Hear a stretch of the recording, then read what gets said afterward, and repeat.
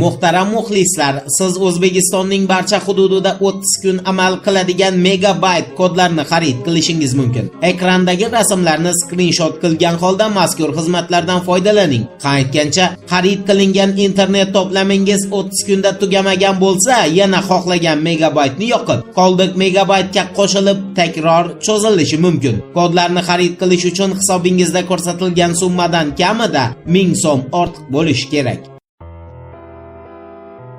Assalomu alaykum muhtaram muxlis. Siz bilan har doimgidek o'zining siz ko'pdan buyon so'ragan aniq faktlarga ega tarixiy ma'lumotlar ila siz sevgan va siz kutadigan kanal Turfa Olam.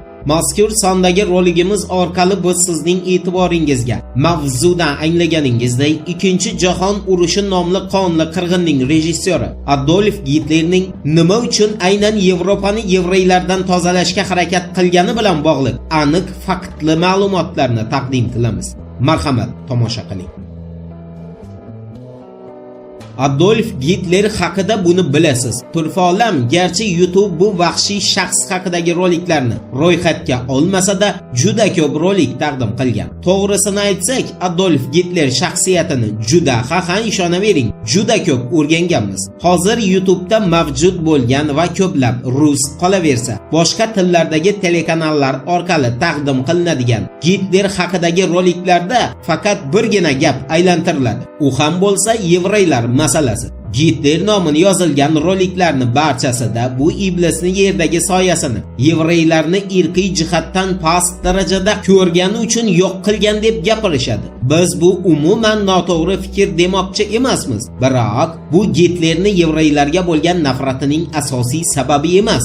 Agar shu narsani bilmasangiz eslatib o'tamiz. Dunyodagi shu kunga qadar hukm surgan diktatorlar ichida Adolf Gitler birinchi bo'lib 1942-yilda Islom dini terror emas deya rasman bayonot bergan hukmdor sanaladi. Gitler shaxsiyati avvalambor unga 1928-yilda homiylar topilganidan so'ng shakllangani yo'q. Shuni unutmang. Bu aslida ichida butun yer sayyorasiga yetadigan nafratni yashirgan shaxs 1924-yilning 20-dekabr kuni u Landsburg qamoqxonasidan ozod bo'lgan kun shakllanib bo'lgan. Gitlerni o'sha paytda aniq sanalarda 1924-yilning mart oyida 5 yilga ozodlikdan mahrum qilishgan. Biroq u nimagadir 9 oydan so'ng qamoqdan ozod qilinadi. Uning uchun 200 oltin marka jarima pulni ham ismi sir tutilgan homiylar to'laydi. Biz bu ismi sir tutilgan homiylar so'zini bekorga aytganimiz yo'q.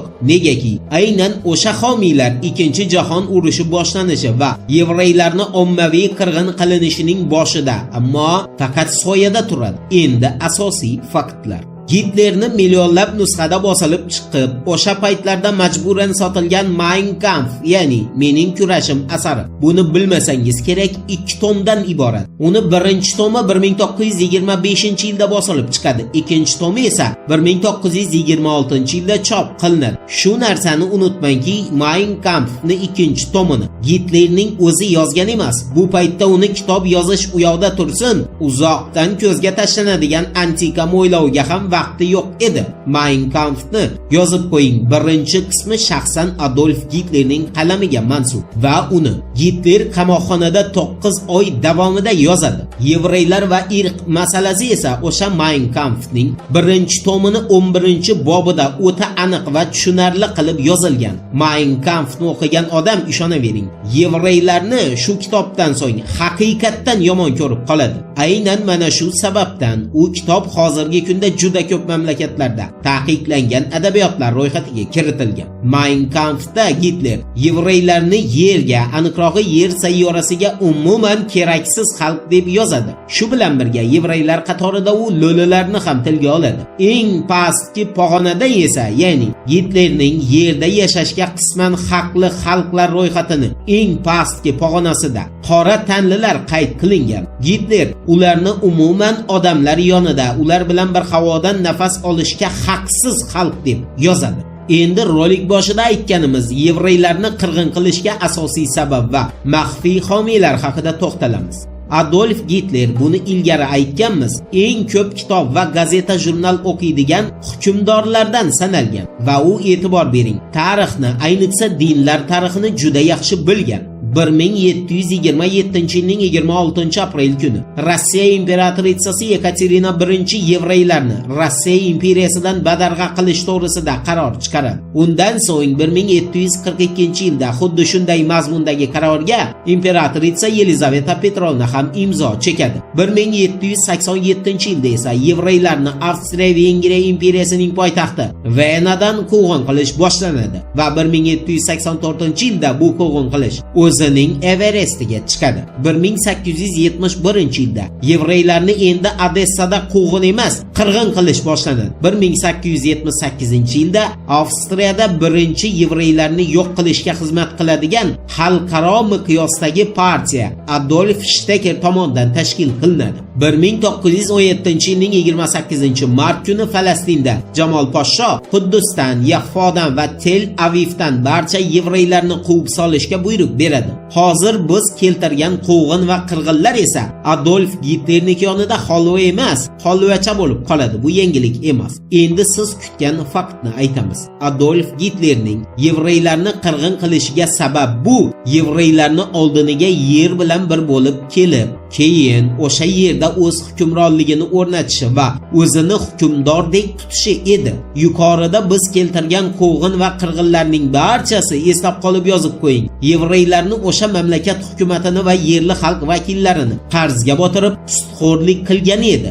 Gitler esa bu holatni, ya'ni yevreylarni foizga pul berib, qarzga botirib, keyin o'sha odamlarni uyini tortib olib, bola chaqasini ko'chada qoldirayotganini o'z ko'zi bilan ko'rib katta bo'lgandi va bir paytlar Gitlerning oilasi ham yevrey sudxo'rlardan yetarli darajada azob ko'rgandi. Buni balkim bilishingiz kerak. Yevreylar Xudo yerni biz uchun yaratgan va qolgan barcha xalqlar bizga tobe bo'lish kerak deb o'ylaydi. Aniqrog'i, ularning aslida yo'qlikka mahkum bo'lgan dinida shunday yozilganmish. Xuddi shunday sabablarga ko'ra aslida umuman yersiz va vatansiz hisoblangan yevreylar Gitler hokimiyatga talpanayotgan paytda butun Yevropani eng kerakli iqtisodiy jabhalarni qo'lga olib bo'lgandi va ular haqiqiy yevropaliklarni bo'ynigacha qarzga botirib, qashshoqlikka mahkum etib, o'zlari ularning yerida turib, ularni ustidan kulishni boshlagandi. Aniq haqiqat esa bunga chek qo'yish kerak edi va shunday bo'ldi ham.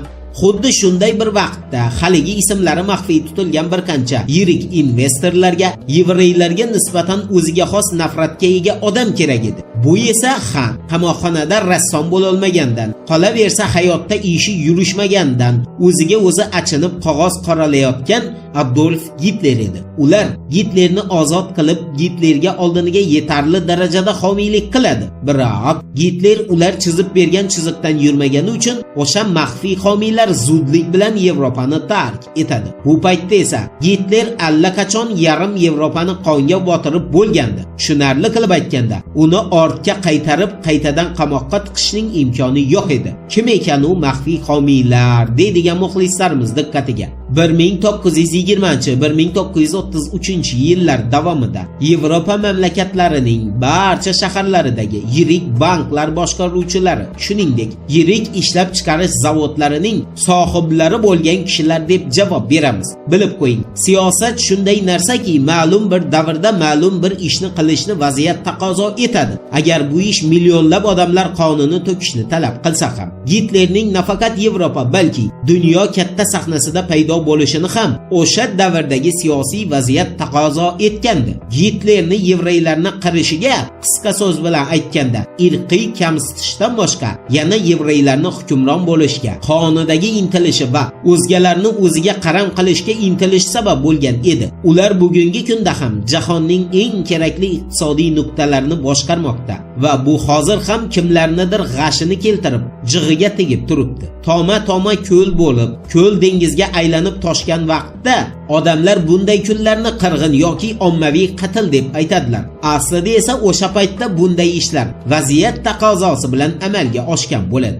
Ishonamizki, mavzuni sizda bu mavzu bo'yicha umuman boshqa savol tug'ilmaydigan darajada bayon qila oldik. Turfa olamda qoling, siz bilmagan, biroq bilishni istagan kerakli ma'lumotlar hali oldin.